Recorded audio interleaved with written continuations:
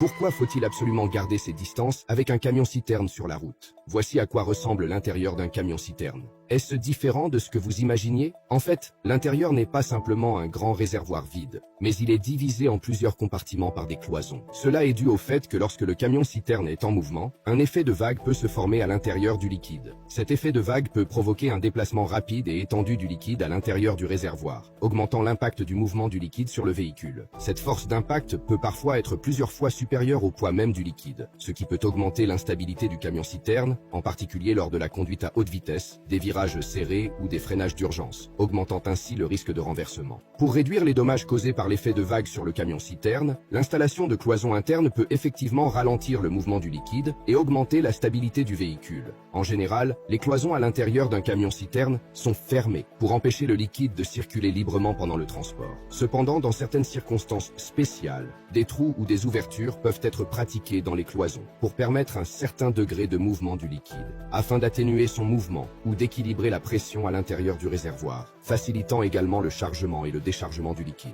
Mais attention, avoir des cloisons ne signifie pas que tout est sûr. Elles ne font que ralentir l'effet de vague de l'avant vers l'arrière et n'ont aucun effet sur le mouvement latéral du liquide. En raison de l'action du liquide et du centre de gravité élevé du camion-citerne, il est très facile de provoquer un basculement. Lors des tests, le seuil de basculement d'une voiture ordinaire est d'environ 1.2 à 1.3 G, tandis que celui d'un camion-citerne est seulement d'environ 0.4 G, ce qui est 3 fois moins élevé que celui d'une voiture ordinaire. Donc, quand vous voyez un camion-citerne sur la route, assurez-vous de garder vos distances et surtout, ne rivalisez pas avec lui.